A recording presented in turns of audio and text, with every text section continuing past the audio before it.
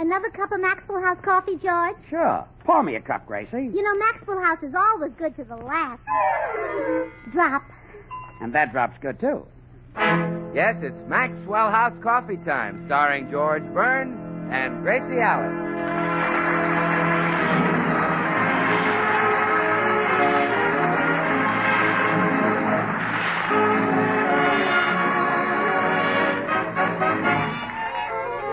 With yours truly, Bill Goodwin, the music of Meredith Wilson and his orchestra, our happy postman, Mel Blanc, and Lorene Tuttle, Elliot Lewis, and Lou Merrill.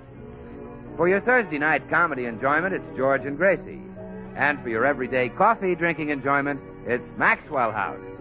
The coffee that gives you so much more for so little more that it's bought and enjoyed by more people than any other brand of coffee in the world. Yes, Maxwell House. The coffee that's always good to the last drop.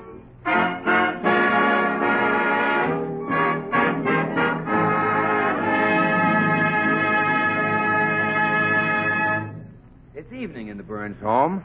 George is in the den working while Gracie is huddled in front of the living room radio, listening to her favorite crime program.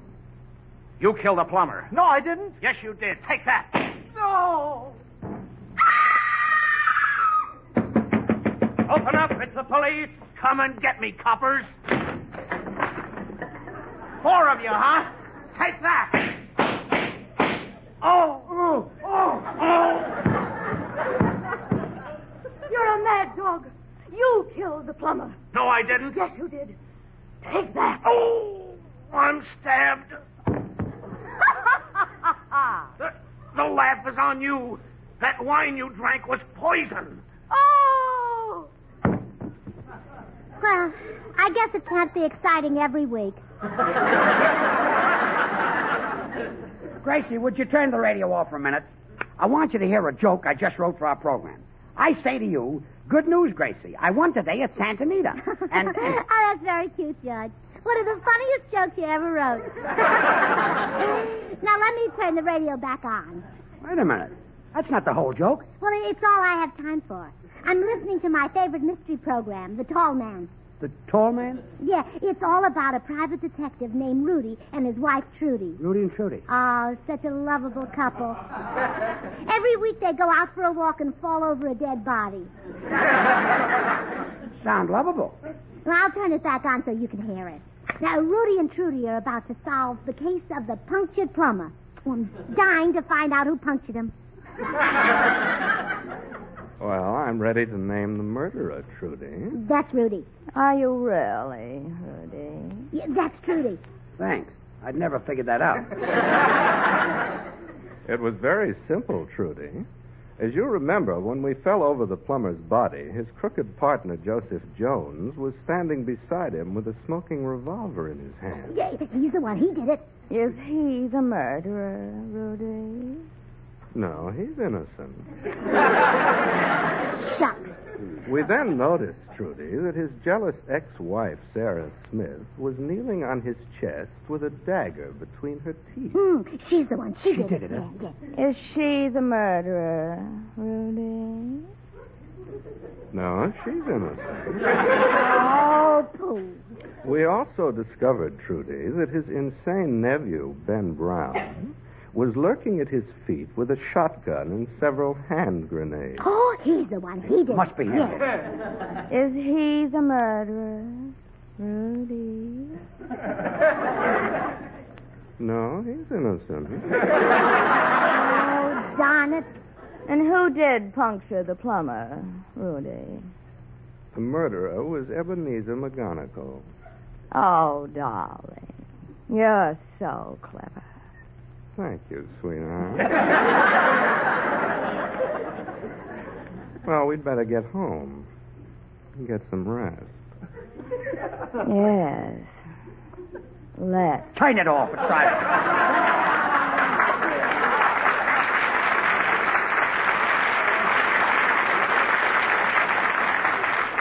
Well, they fooled me again. I'd never have guessed that Ebenezer McGonagall was the murderer. Who was Ebenezer McGonagall? Well, I don't know. That's the first time his name was mentioned. I thought it was Sam Crobney. So.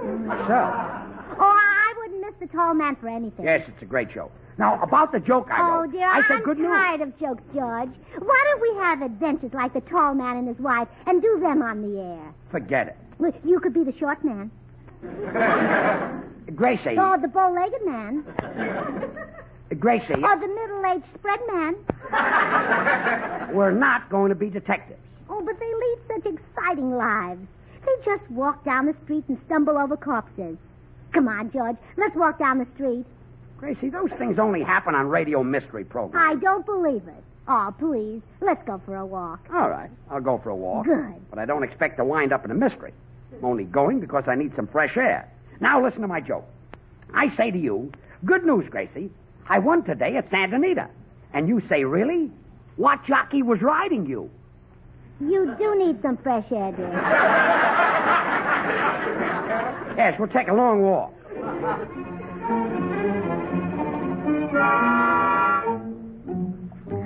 Oh, I'm so excited, George. I just know we'll run into something sinister any minute now. Yes. Gang of gangsters, or a band of bandits, or a hood of hoodlums. Sure. George! Huh? What is it? Look at that man coming towards us. Look at the way he slinks along. Oh, I know he's a desperate criminal. Gracie, are you... He's coming right up to us. We'll capture him red-handed. Excuse me, I'm the new minister. Could you direct me to the parsonage? 2 blocks down. Come along, Sherlock. Well, you solved the case of the sinister minister. Oh, all right. I was mistaken about him. But I still say we'll have a terrific adventure. Oh, sure. Something is bound to happen. I think I smell an opium den. You smell tobacco. We just passed the cigar store. Oh. Is that where you buy your cigars? That's right. Then I don't smell tobacco. Gracie, would you just forget this idea? Let's not... George! Now what? Oh, I knew it. Look, there's a dead man lying on the sidewalk. He's been shot. By golly. It is a man. Let's see what's wrong with him. Sweetheart, alive.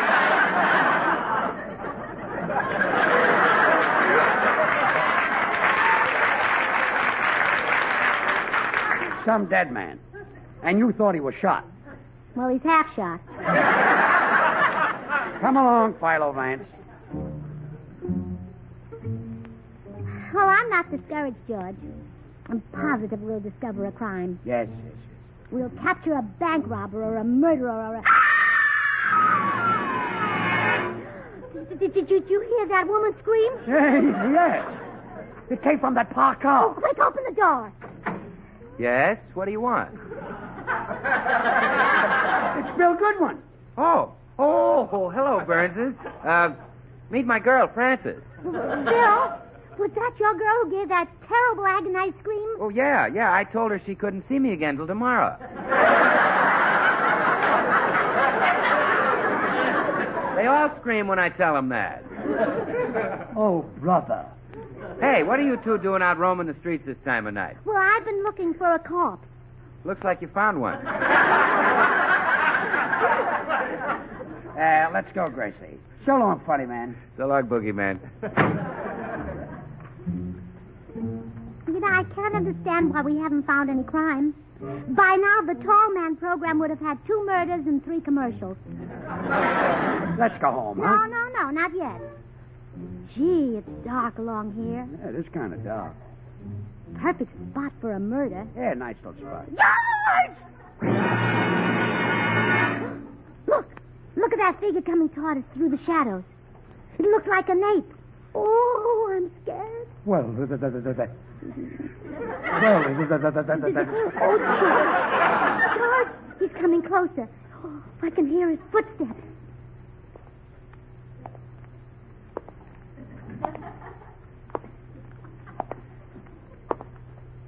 Good evening, Mr. and Mrs. Burns. You, Mr. Postman. We thought we saw an ape. No, my wife's not with me. I went to the movie alone tonight. Would you like to go walking with us, Mr. Postman? We're out looking for crime and adventure. Oh, no, thanks. I had my fill of it in the movie. Humphrey Bogart shot people like crazy. Bang, bang, crunch. Bang, bang, bang, crunch. Crunch? The fella next to me was eating popcorn. I wish I could chase criminals like Humphrey Bogart does. They try to run away from him, but he always shoots them in the end. Yeah. He's wonderful. Well, I'd better be limping home. I drove my old wreck of a car to the movie, but when I wanted to drive it home, it was missing. Well, that's a tough break, Mr. Postman. Yes, now I'll be late getting home, and Bertha will scold. Yes, she'll be angry. You speak up to her. I always speak up to her. She stands 6'3". Well, good night, Mr. and Mrs. Burns. And remember, keep smiling.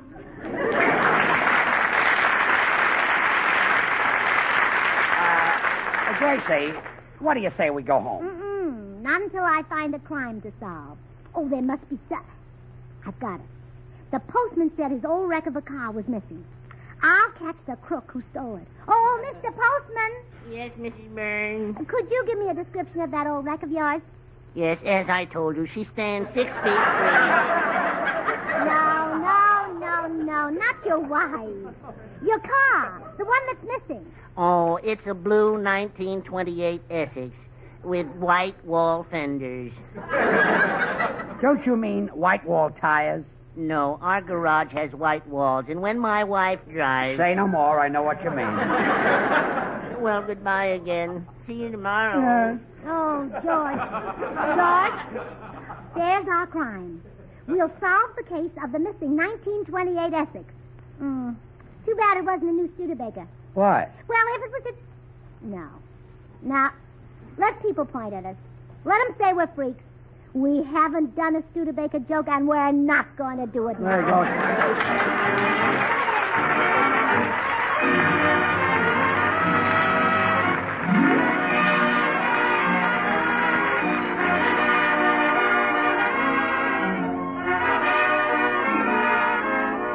The Red River Valley. Riding the range in Texas, a lonesome cowboy once sang the cowboy blues, and a great American folk song was born. Which is how great folk music happens, Bill. From those windswept Texas prairies where the Red River runs, it traveled the country over. A cowboy's lament that was sung from the hills of New England to these Pacific shores. Yes, Meredith, and the song has lived on to become part of our folklore and traditions, a familiar and welcome part of our American scene. And in much the same way, over the years, Maxwell House Coffee has become a welcome part of the American scene. Coffee here in America is nothing less than a national drink, and more people buy and enjoy Maxwell House than any other brand of coffee at any price. It's Maxwell House wherever you go. Explaining this nationwide popularity, of course, is flavor. That good to the last drop Maxwell House flavor that results from the masterful blending of these carefully selected Latin American coffees. Manizales for mellowness. Medellins for richness. Other choice coffees for vigor. And Bucaramangas for full body. Adding up to great coffee at the very peak of perfection. Why not enjoy the best in coffee drinking pleasure? You can for just a fraction of a penny more per cup than you'd pay for the cheapest coffee sold. Just say, Maxwell House. Always good to the last drop.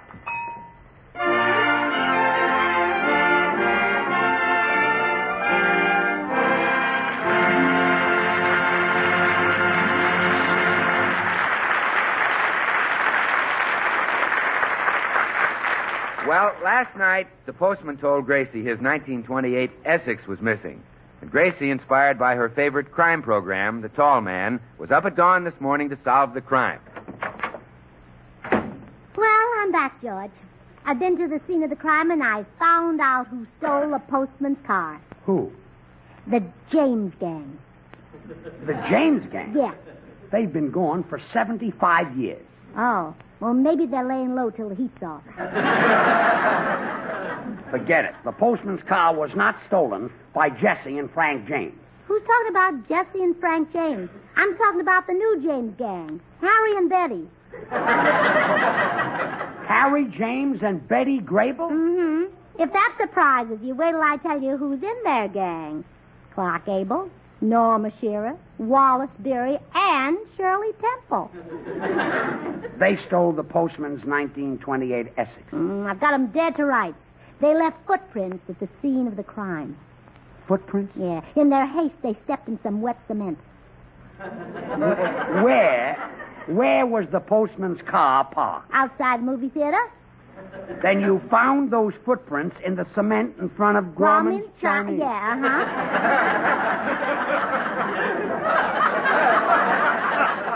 Those people are movie stars. They put their Well, sure, they're movie stars. That's all part of their car-stealing racket. Huh? First they make a movie, then that lures people into the theater. Yeah. And while the people are in the theater, boom, they steal their cars.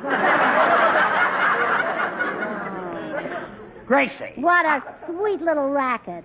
When I give this story to the police, somebody's going to get put away.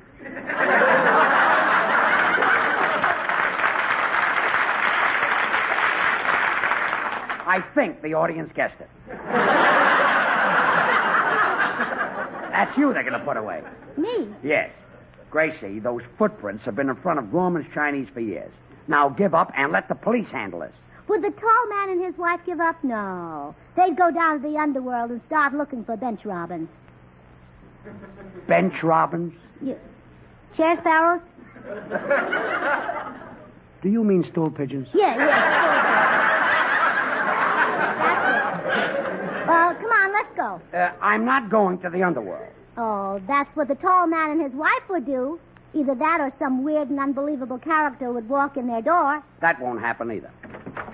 Good morning, all. I take it back. Hello, Meredith. Meredith, would you like to help me solve a crime? Indeed I would, Gracie. I've always had a flair for detective work. As a mere lad back in Mason City, Iowa, I solved a most astounding and baffling mystery. Oh, what was it? Squash came up in our turnip patch. And you found out why? Yes, by dint of shrewd questioning, I learned that squash had been planted there. They should have made you chief of police. Well, all right, Meredith. You are now my assistant. Together we'll find out who stole the postman's 1928 Essex.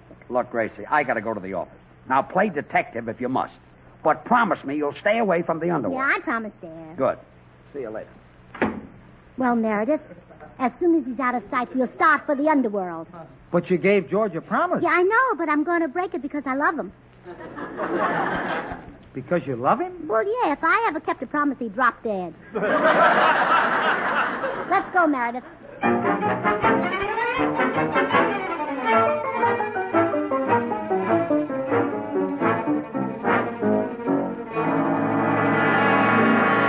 Well, Meredith, we're in the toughest saloon in the underworld.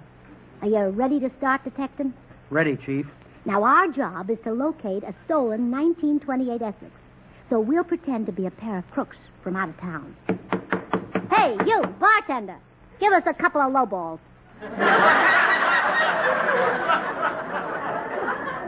Yeah. You mean highballs. I mean lowballs. We only got time for a short drink. Get a move on and stop flapping your trap. You're pretty tough, ain't you, baby? Yeah. You bet I'm tough. Ever hear of Alcatraz? Sure. I'm a sister, Gracie Catraz.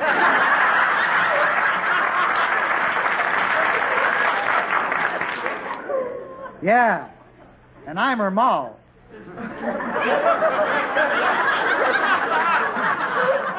I never seen you before. I've been in stir. The cops caught me and put me in Sing Sing. Sing Sing is a prison for men. Yeah, were they embarrassed? Yeah, I'll bet they were. Yeah. Me and my mal's out here to pull off a big job, and we need a getaway car. A getaway car, Yeah. huh? What kind you want? A 1928 Essex. Who do you want to get away from? Step and fetch it?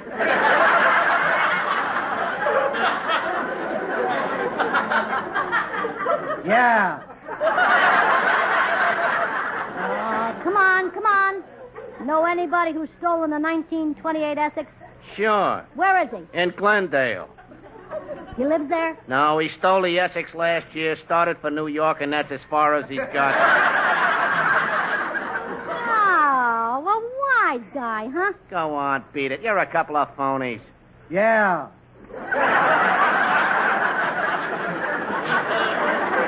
Nobody talks like that to Gracie Catraz. Take him for a ride, Meredith. Come along, sir. Griffith Park is lovely this time of year. Oh, get out of here.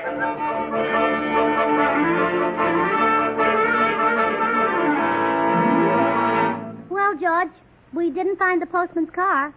If you stole a 1928 Essex, where would you go? To a psychiatrist. Oh, why don't you help me detect George? No. Leave crime to the mystery programs. Come in. Hi, Burnses. Hello, Bill. What's new? Well, Gracie wants to be a detective like the tall man. Yeah, Bill. But, of course, I can't call George the tall man. I'll change tall to broad. What did you change man to? Look, comedian, why don't you revive vaudeville? Impossible, George. When you kill something, it's dead. Now, Bill, don't tease George. I'm serious about this detective work. The postman's car was stolen, and I'm on the trail of the crook. Really, Gracie? Yeah. You know, I used to do a little amateur detecting. Maybe I can help you. Wonderful. Now, first, you've got to be able to identify the criminal type. Uh-huh. Now, the man who stole the postman's car will have a low, receding forehead. Yes. Shifty, close-set eyes. Yeah. A weak chin. Large, protruding ears. Yeah. George Burns, did you take that car? Gracie. Come on, confess. Now, look. Give him the here. third degree, Gracie. Beat him with your hose. What? And ruin my good nylon? Okay, kiddies, break this up. Hey, what kind of a car was it, Gracie? A blue 1928 Essex. What? A blue 1928 Essex? Mm-hmm. Hey, I saw that car just this morning. Oh, where, Bill? Sitting on a used car lot. Well, come on, let's grab it. Which lot? Madman Munce? No, besides, haven't you heard Muntz isn't mad anymore? Why not? I told him about Maxwell House coffee. He's happy now. Happy boy. Happy man. Can you blame him? Maxwell House is rich, delicious, and mellow. That famous Maxwell House flavor, you know, is the result of careful selection and blending of premium Latin American coffees, radiant roasted to perfection. It's no wonder more people buy and enjoy Maxwell House than any other brand of coffee in the world. Bill, where did you see the car? Was it the smiling Irishman's lot? No. The scowling Scotchman? No. How about the chuckling Chinaman? Now, wait, let me think. I was on my way to get breakfast when I saw the Essex. Was it okay? Delicious. Had Maxwell House coffee. Gosh, Gracie, Maxwell House is the very best in coffee drinking pleasure, yet it costs but a fraction of a penny more per cup than the cheapest coffee you can buy. That's why Maxwell House is the choice of so many millions of Americans today. They know today's coffee buy is Maxwell House, the coffee that's always good to the last drop. Oh, Bill, please try to remember the used car lot where you saw the Essex. If George and I solve this case, it means a new career. It means George can give up telling jokes and singing. That did it. It was the frowning Frenchman. Oh, thanks, Bill. I'll go right over. Wait a minute. I better go along to keep you out of trouble.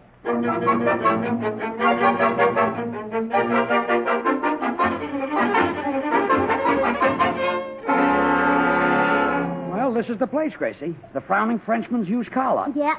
And there's the postman's Essex. Ah, good day, good people. Interested in buying a car, I presume. Oh, yes. I want a car that would be suitable for my husband here. How about a sports model? Look at him. My mistake. We'll take that 1928 Essex. Just the car for him. And it's a steal. Yeah, we know that. Only $2,000. $2,000. Well, of course, that's without the extras. Oh, what are the extras? The wheels, the body, and the motor. I suppose they would come in handy. May we drive the car around the block to see how we like it? Oh, yes. Here's the key. I'll go into my office and figure up the total cost. Yeah, quick, George. While he's in the office, we'll grab the car. Okay. Start the motor.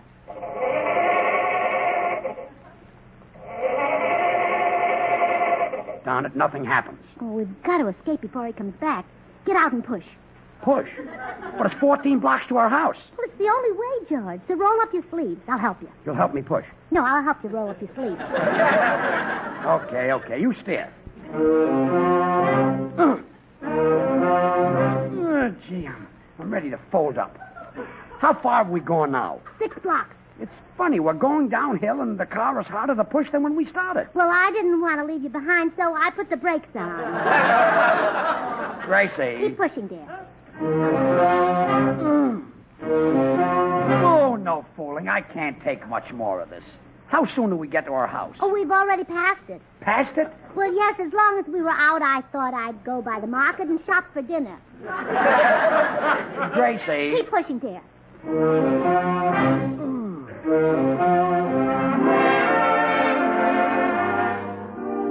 Well, home at last. I wouldn't do that again for $1 million. Oh, I'm proud of you, George. By pushing that car, you foiled a dangerous criminal. You're a real gangbuster. I don't think a gang is all I busted. Well, it's all over. We've solved the case of the postman's missing Essex. I telephoned him as soon as we got here and told him to come right over. Will he be surprised when he sees the car in our garage? He certainly will. Yeah. Come in. Hello, Mrs. Burns. My goodness, I just called you 5 minutes ago. How did you get here so fast? I drove over in my car. You've got a new car? No, the same old Essex. See, there it is in front of the house. But last night you told us it was missing. It was, but a mechanic cleaned the spark plugs, and now it runs fine.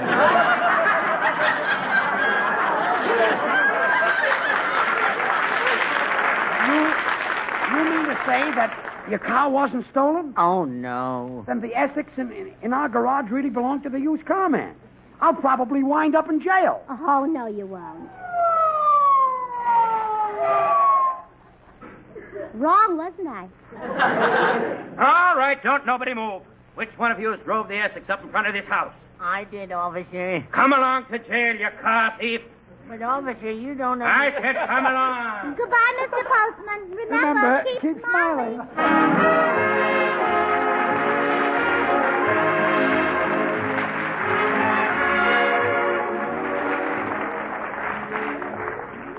Join us again next week when we'll all be back. George Burns, Gracie Allen, Meredith Wilson and his orchestra, yours truly, Bill Goodwin.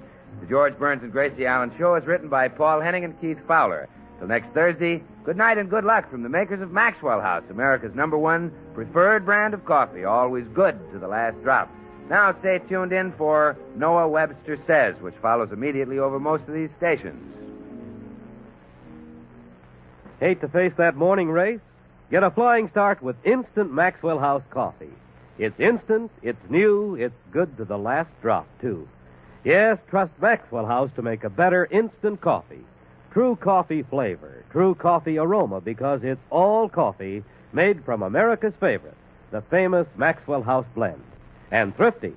A jar of instant Maxwell House makes fully as much as a pound of regular coffee. Ask for instant Maxwell House.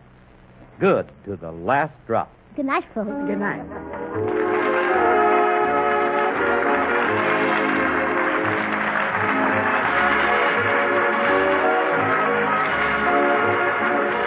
This is NBC, the National Broadcasting Company.